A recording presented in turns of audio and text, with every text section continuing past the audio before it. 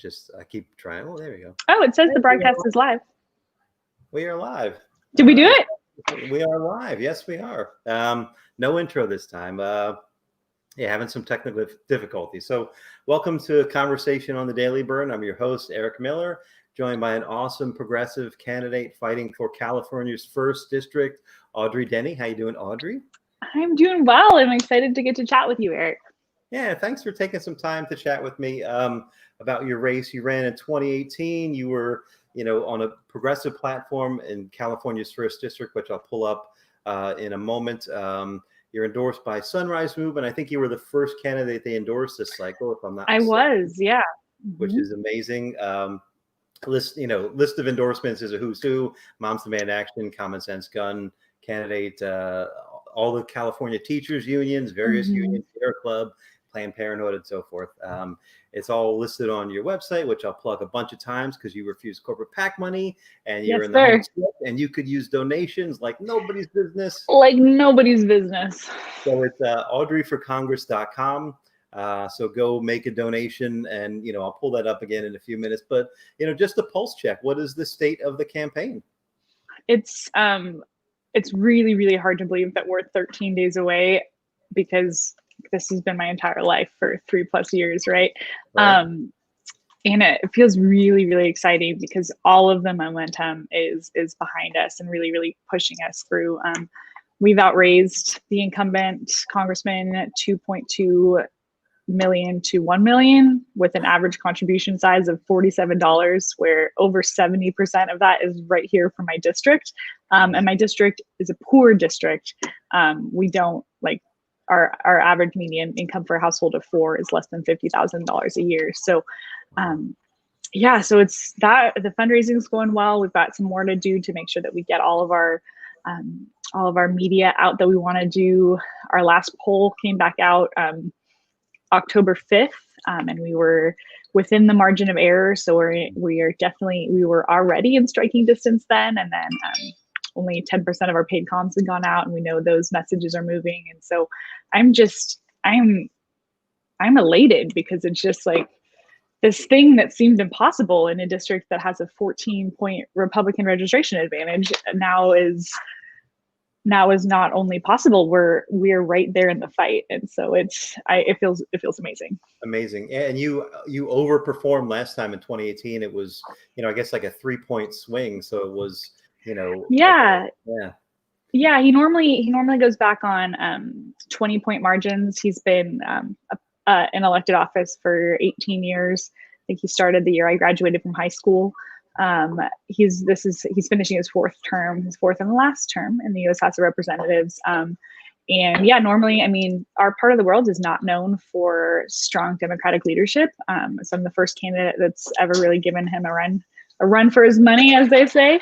And we started in January of 2018. So I didn't even run a full cycle last cycle, but in 10 months, I raised $1.1 million with zero name ID when I started. I'm working ag education, just a regular person who's sick and tired of all the baloney. But we narrowed his gap to 9 points, and then we've been building on it ever since. And lots of crazy things happened in the first campaign, and we learned and grew, and now I'm here.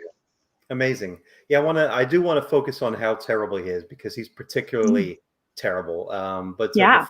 Before I get to that, I just watched the debate you did about a week ago, and you come from an agricultural background, and you were asked a question about fire prevention, right, and forest health, and you had a really wonderful answer that I had never really heard. Maybe a lot of my viewers haven't, but in a debate structure, you only had 90 seconds to answer it, right? So you were a bit trying to get it all in, right? So let me give you the floor a little bit and talk about your plan for fire prevention, forest health in your district. Okay. I'm going to try to keep it. I'm going to still try to keep it concise, because full transparency, I am a verbose human being. I taught college, taught ag at Chico State. And so you get me started on ecology and carbon sequestration and policy, and I'll be I will talk at you until midday tomorrow without stopping. So I'm going to try to keep it concise, but, and we have a national viewership here, right? Yeah. People from all over the world, country are watching. So, so California's first is in the northeastern corner of the state. It's a district the size of the state of South Carolina. There are 10 states smaller than my congressional district, and 41% of the landmass is federal forests. Okay, 41%. And we have to truly understand the situation that we're in, we have to look at the factors that led us here. So we have to think about how humans have impacted the land since the gold rush, with mining, with grazing, with logging. We have to look at the changing climate over those years and as we go forward. And then we have to look at the role of fire. So there's all of these factors that have led us here today. And a big one of them is Forest Service policy. It's 100 plus years of fire suppression, right? And the Native Americans who have managed this land for millennia used fire as a way to manage the forests. And so with that taken out of the equation, with our climate changing, and with in the late 80s, early 90s, some legislation limited the amount of biomass that we could take off the federal forests as part of the Northwest Forest Plan. And that led to these overgrown, massive forests that have like 300 to 400 trees per acre instead of the 50 to 80 that they had in the 1850s. And so we have to, this is something I didn't get to talk about in the debate that I care a lot about. We have to change the public perception of what a healthy forest looks like, right? Because somebody from San Francisco, from LA, driving up to recreate in California's first is going to see all these beautiful big trees, and they're going to be like, look at the healthy forest. Don't take a single tree away. But the fact is that is a really, really unhealthy ecosystem, right? And to get it to be a healthy ecosystem that will be a healthy watershed, that will be a good place for wildlife to live, a lot of that biomass has to come off, right?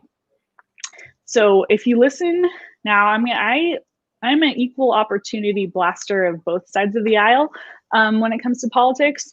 I was a Republican for 10 years. I grew up in a conservative family farm. I'm a Democrat now. I mostly just want to find solutions for people, because the only thing I really care about is people. But when you listen to Democrats talk about fire prevention and wildfires, they're all going to say climate change is because of climate change.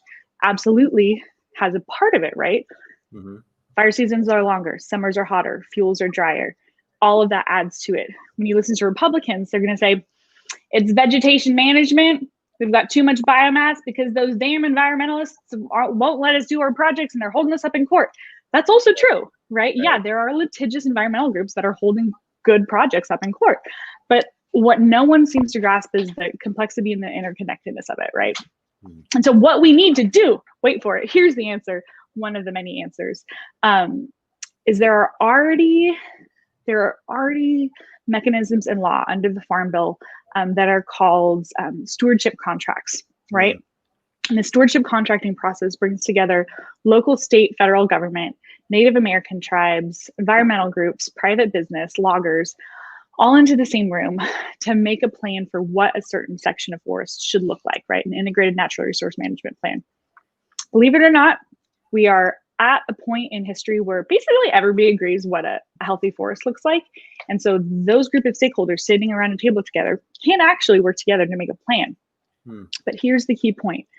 The private industry, the timber companies, get to go in and actually implement the work. They can pull off the marketable timber that is laid out in the plan for selective logging, but they also have to pull out all of the unmarketable biomass. Right? So they have to do all of that work, which is the important restoration work. But if you want them to even be interested in pulling out marketable timber, you have to have some sort of a timber market, right? It's basic economics. If you want somebody to use capital and resources to bring something out of somewhere you don't want it to be, they have to be able to sell it on the other end, or else they can't cover their costs, right? Domestic timber market saturated. We have to be looking at foreign timber markets. We have to be looking at new products, pellets, et cetera. We have to be really investing in biomass facilities to use all of the unmarketable timber to be able to produce a clean green energy. And we could talk about this for days, but that's as fast as I could talk, giving the quickest summation of it. Questions, comments, emotional outbursts? I appreciate that. So I'm assuming that big logging companies, timber companies are among corporate donors of the incumbent, right? Actually, they're not. No? Okay. Yeah, no, there's not there. We have one big timber company up here, SPI, and they're not a donor, a political donor. Okay. And like, honestly, who's ever at the table in that arena, I'm going to work with, because I'm not going to take their money, because I won't solely represent them, right? But we have to be collaborative, and I need them to make my plan work. So of course, yeah. That's actually, I think, the only industry he doesn't take money from. Right, of course, and I will get to that. But what I was getting at was, so what is the obstruction in making those contracts work right now? Like, why are those contracts? And when you said, they take the viable timber, but then they have to, legally bring out the biomass, as you called it, right? Mm-hmm. Yeah, unmarketable. I would assume that, obviously they want the former and not the latter, right? So they probably use their power to separate that legally in those contracts. So what's the obstruction in that happening? Like, why isn't that happening currently then? Yeah, actually, that what you just mentioned about them trying to separate that out in contracts, that's not actually happening. Wow. The reason that these aren't being implemented at a rate and pace that we need them to be is because there isn't actually a market right now for domestic timber. In 1996, 1,000-foot log, or it's like they measure logs in 1,000 feet. So like 1,000-foot, a ponderosa pine would get $600, right? Today, that same 1,000-foot would get $325. Wow. So if you see log trucks going up and down the highway, the profit they're making off of one truck, which is 3,000 to 4,000 foot, is $75. Right. Wow. So there's no timber market. And so that's a huge reason, because why would the private guys invest in doing that if they couldn't sell it? And the other reason is that the U.S. Forest Service budget has been continually slashed over the last 10 years. And our District 5 supervisor, Randy Moore, who does all of the West Coast, he needs to be equipped with the resources and the human capital to be able to make this happen. And we need a forward-thinking, active, effective leader to put political pressure on all levels to bring people together.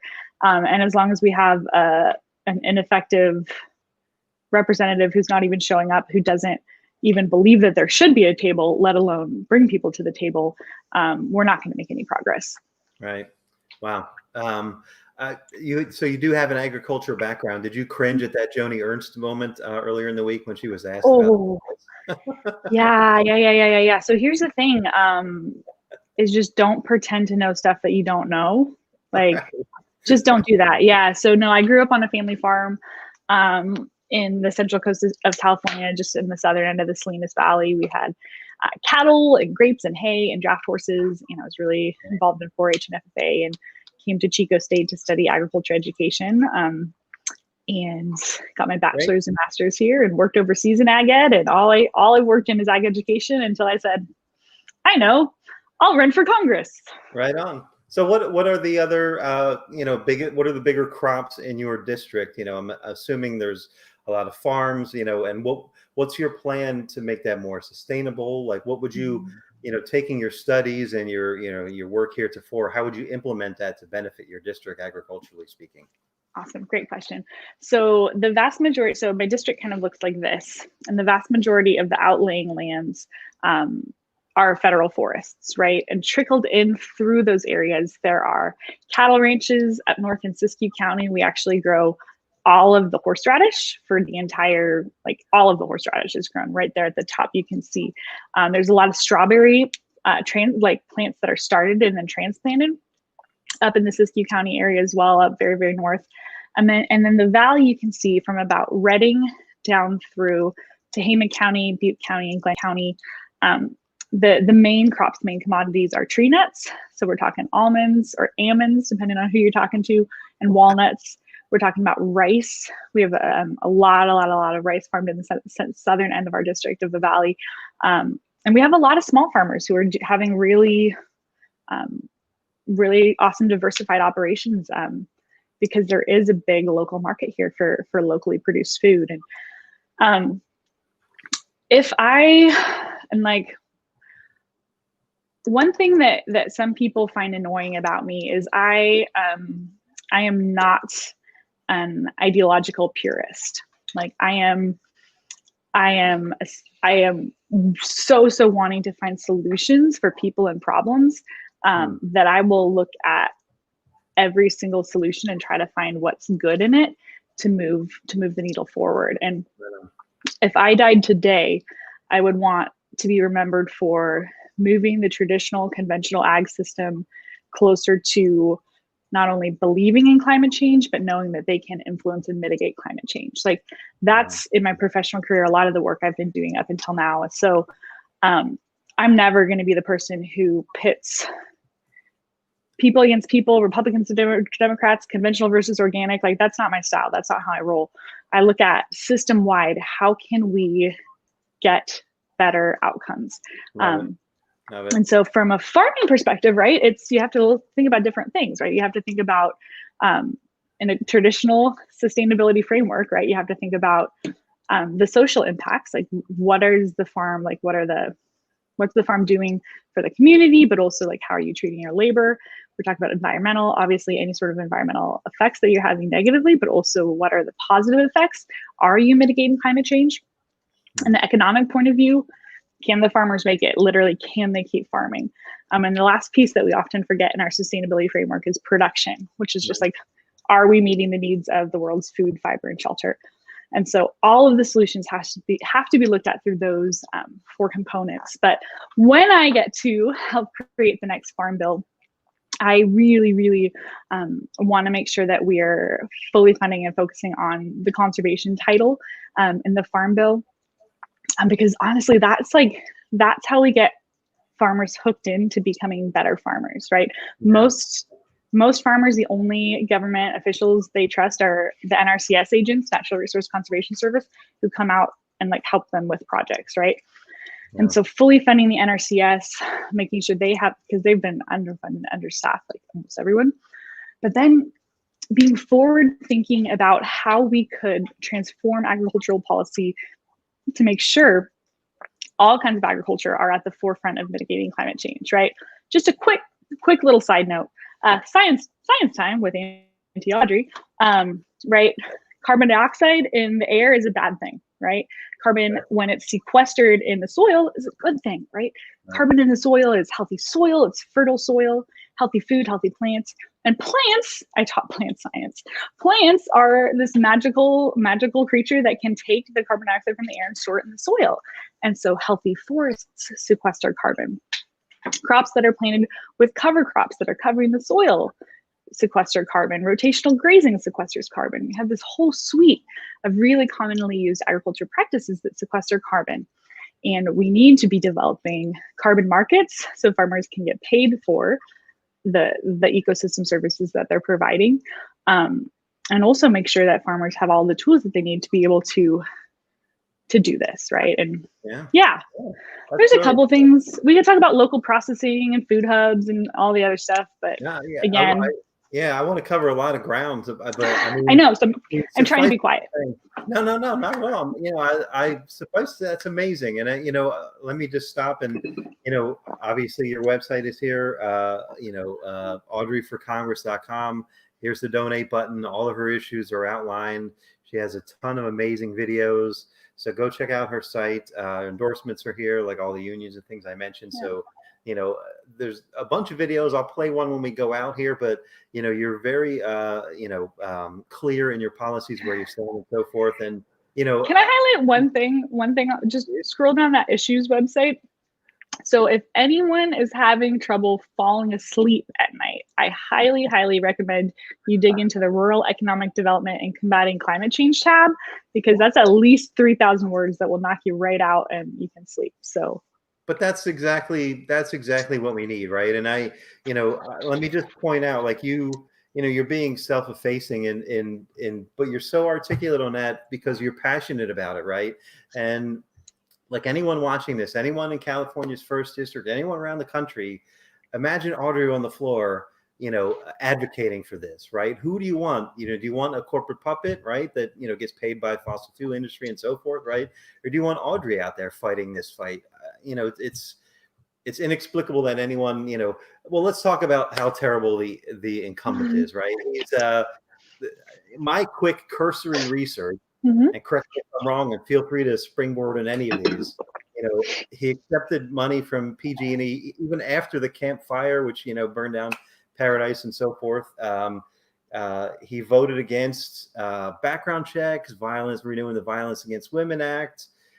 He's a climate change denier, according to the League of Conservation Voters lifetime score of 2% out of 100, right? Which is absolutely terrible.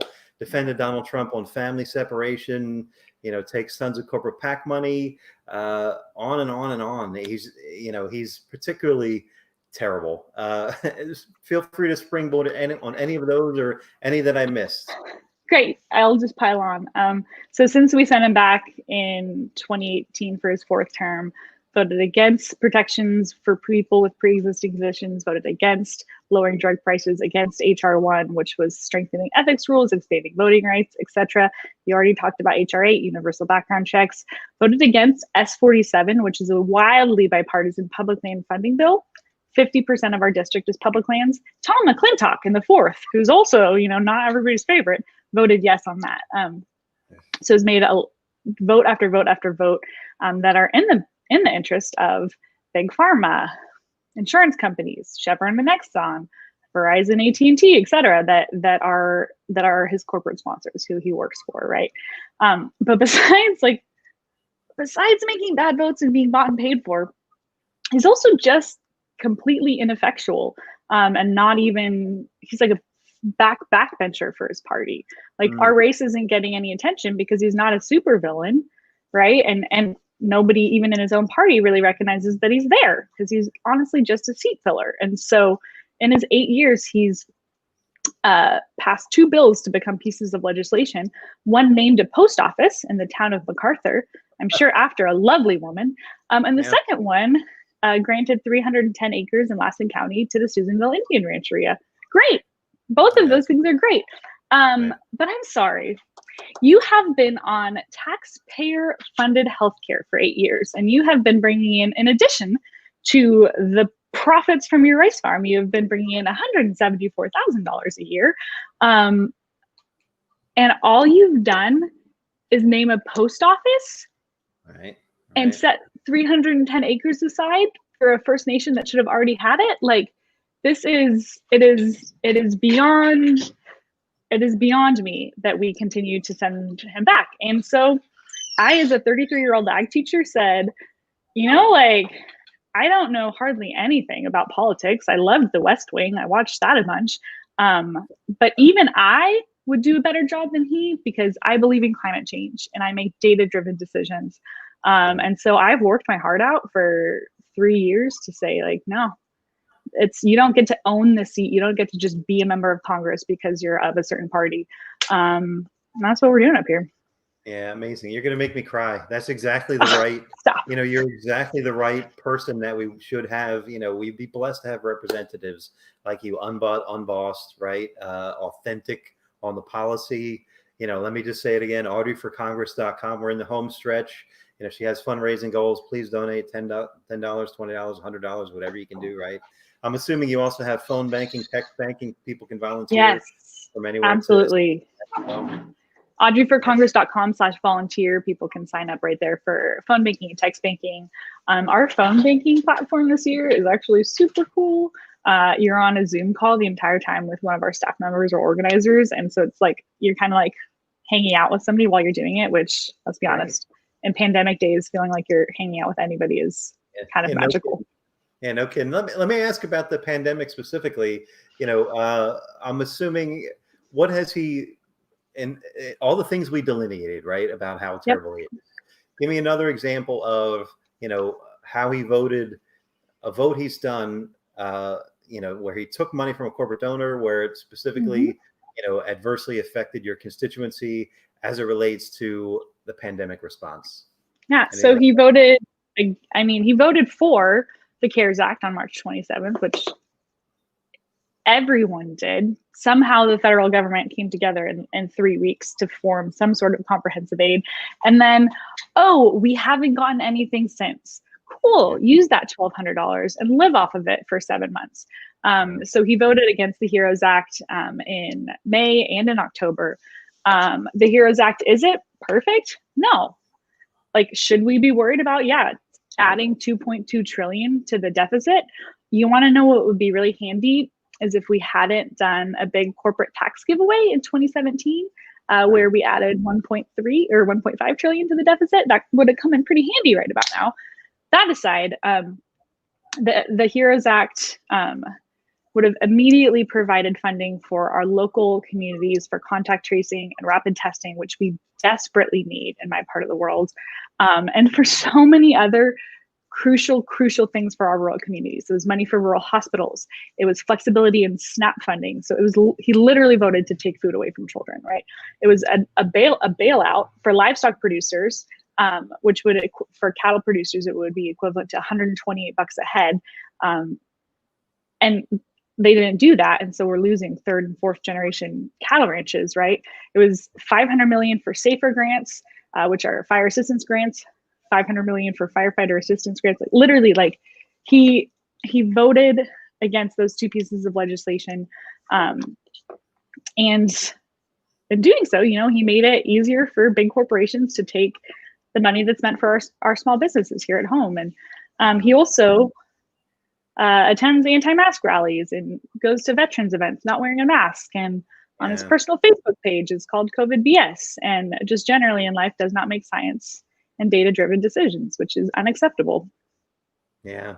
So so how does that, you know, obviously it's gotten exponentially worse through the pandemic, and, you know, the science denial, and, you know, what you just said is just, it's just offensive, right? You know, to be in California and live through those, you know, fires and be a representative and still be a climate change denier is just inexplicable, right? I mean, it's totally explicable because of his donors, right? But, you know, my question is how, you know, through the last 3 years of campaigning through both cycles, right? How is your more people-centered message resonating? Do they see that?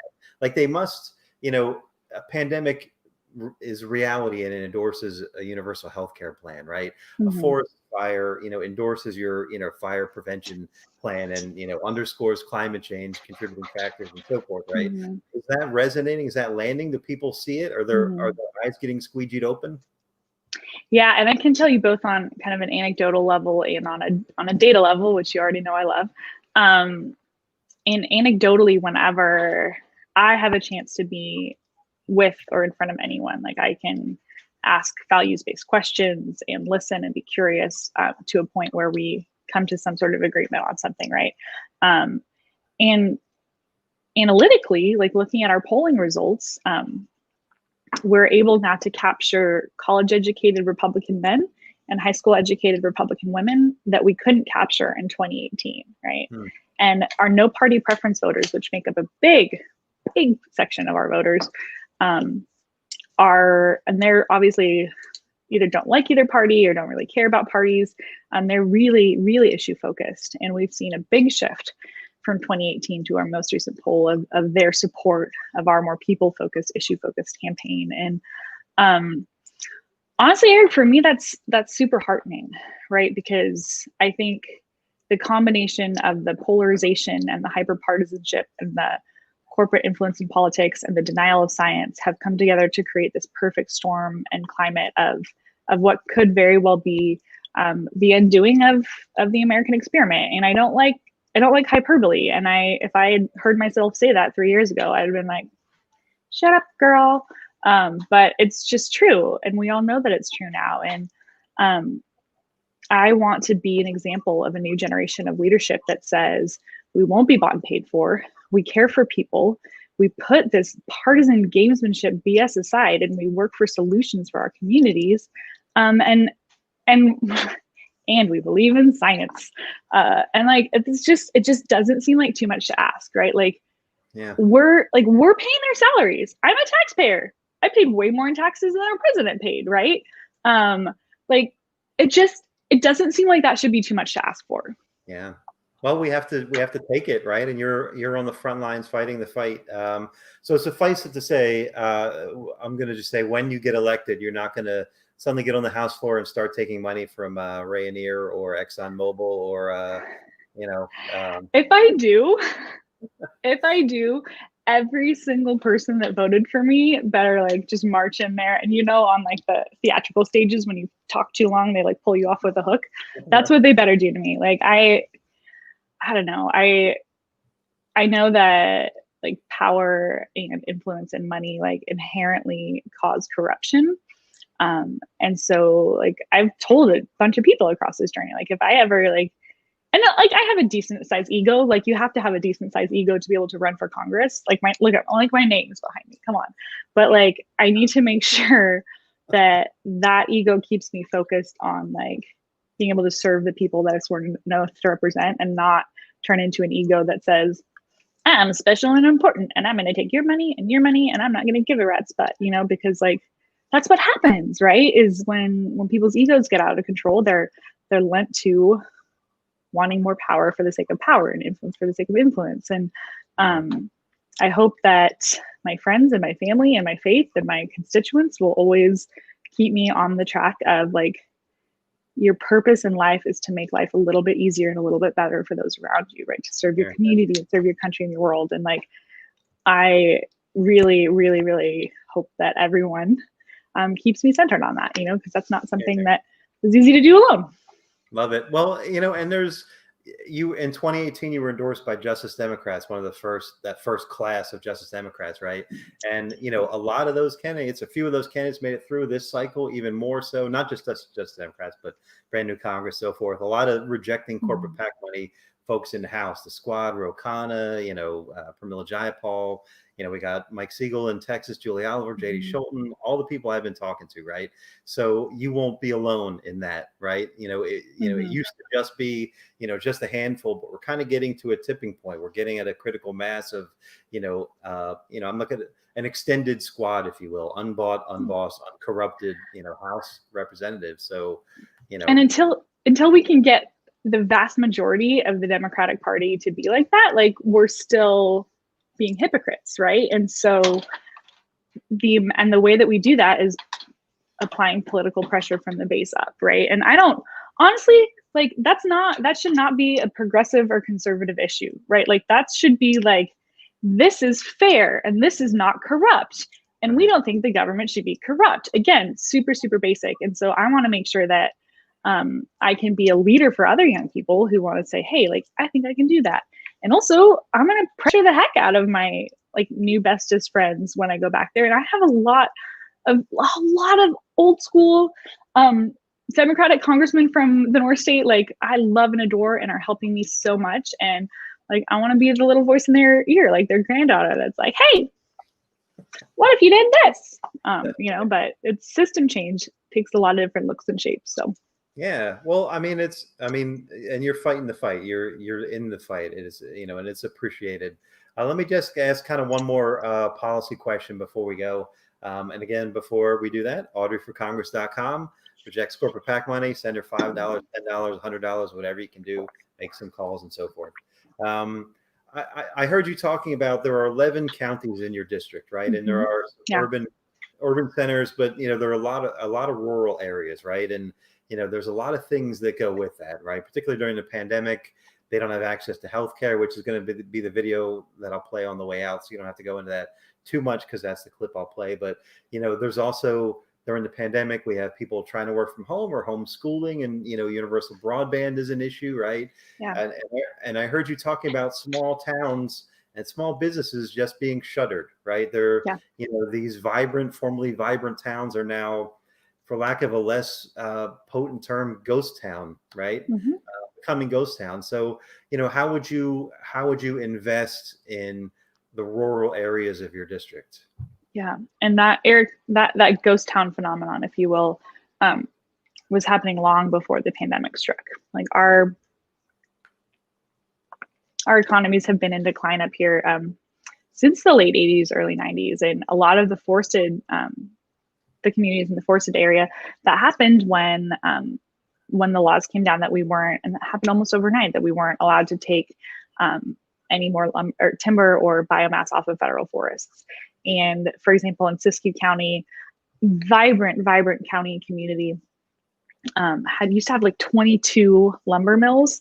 Today they have 2, right? And so it's not too hard to think about, like, what are the lives now like of those people that used to work at the mills, right? Like, that was the only economic opportunity in those towns. And now we're stuck in cycles of generational poverty where people cannot get healthcare, and don't have a way out. And that's obviously really, really damaging, not only to our economy, but to people's lives, and to the citizenry in our democracy, right? And so you hit rural broadband, and huge passion point of mine. There are only 7 out of 435 congressional districts in the country that have worse access to rural broadband than we do. And in a pandemic, it's especially clear, right? It's education, it's your community, it's your healthcare, it's public safety. Like, how the heck are you going to know if, that there's a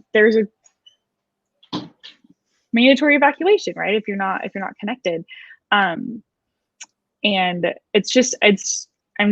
I could talk about this for days too, but it's just time that we treat the internet like a utility, and regulate it like a utility, and make sure that it's made available to every single American home.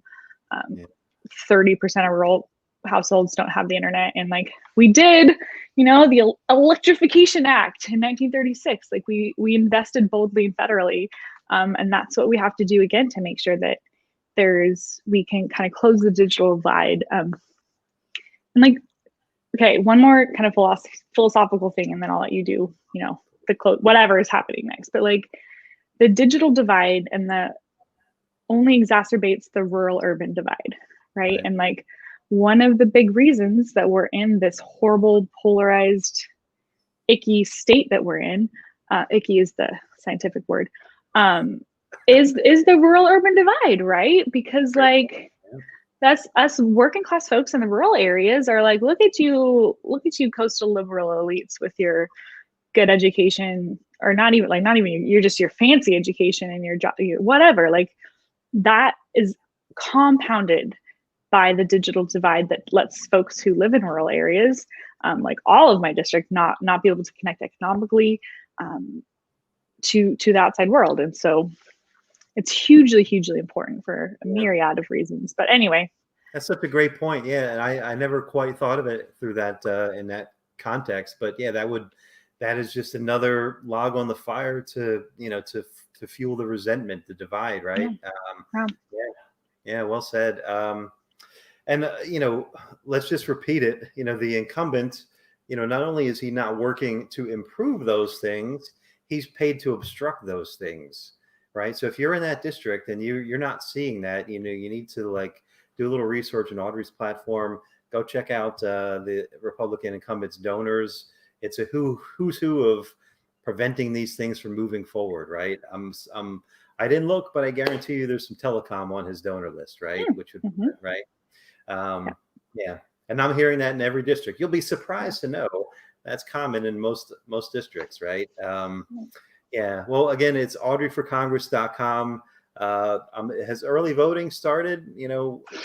Yeah, we've had $100,000 returned already across our 11 counties. Amazing. And it's obviously election day is November 3rd. audreyforcongress.com. Make a donation. Home stretch. Make some calls. Sign up. I always tell people, like, Jamie Harrison doesn't need any more money. We want him to win, but he's got a massive war chest.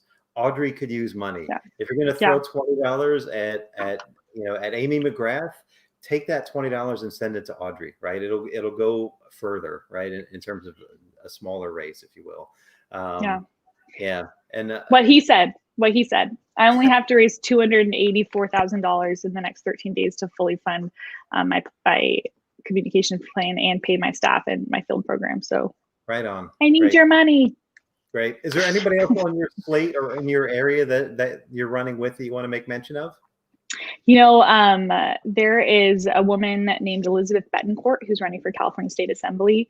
She and I ran in the last cycle together, and she's running this year. And she is a brilliant mind in environmental policy and natural resources management. She also owns a small farm, and she is going to be an amazing assembly member. So if you live in the northern part of California, make sure you vote for her.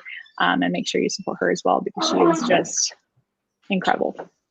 Right on. And of course, Joe Biden. Vote for Joe Biden and Kamala Harris on the big ticket as well, right? Yeah, do that. Guys, do that. Do that too, right?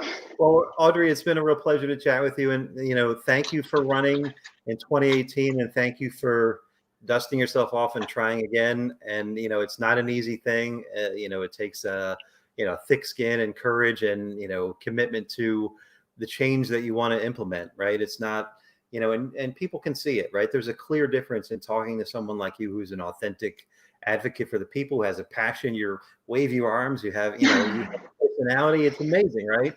Versus, a consultant tested puppet, right? For corporations. So, Godspeed. I can't wait to talk to you again and call you Representative Denney. You're welcome back anytime. I'm going to close on a video from your website that I pulled up, just you talking about rural healthcare. We didn't get into that too much, but so I'm going to close on that. And yeah, thank you. Godspeed on November 3rd. Any final thoughts? Just thank you, Eric, for the time and just the work that you do to do good in the world. And just pleased to get to spend time with you. Right back at you, my friend. Thank you. Bye. So there are a lot of issues with healthcare at a national level. When we look across the system, there are a lot of problems. But as we know, California's 1st District is really unique. We're rural up here, and more than just being rural, in a lot of cases, we are remote rural. We have 11 counties, and so we have a distinct and unique set of challenges up here that are different than San Francisco and Los Angeles and Sacramento. Folks, in 2 of the 11 counties that I will represent, there aren't places for women to deliver babies. If you need to see a specialist, more often than not in my district, you're going to be going to Nevada or you're going to be going to Oregon to get seen. Most of the region that I'll represent is a medically underserved region. And so there's a lot that we need to do to address the specific challenges that we face with rural health. Let's start with doctors and nurses and healthcare professionals. We don't have enough of them. Any of you who have tried to see a specialist in our area or who have tried to become a new patient at a clinic know that it is hard. It's hard to find doctors who are accepting new patients. It's hard to find specialists to treat your diseases. Folks, that's because we are a medically underserved region. So how do we fix this? What can we do? Research shows that far and away the best way to attract doctors to a location is to get people who want to live in those communities. And mostly that's folks who grew up here, right? The folks who are born and raised in the North State want to live here. They want to raise their families here, but we have to invest in them. By investing in programs like the Public Service Loan Forgiveness Program, we can make sure that young people can go to college, can go to med school and get those loans forgiven once they spend time serving in our rural and our remote rural communities. We have to be investing in and supporting our federally qualified healthcare centers. Our community health centers around the district are the heart and soul of healthcare in our district. These are the places where people come for their physical health, for their mental health, for everything all under one roof in our really rural communities. That's where people go to get their needs met, and those need to be continued to be supported by the federal government. But folks, we also have to get innovative.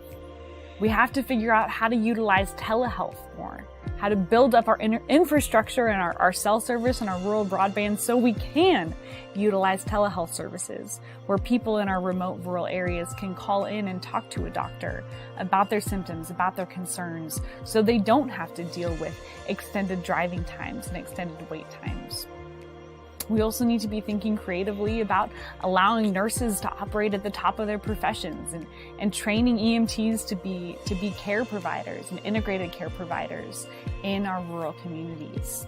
And we also have to be focused on preparing young people to be taking these roles by investing in career and technical education in our community college systems to make sure that people can get trained up to do the work that we need them to do in our healthcare industry.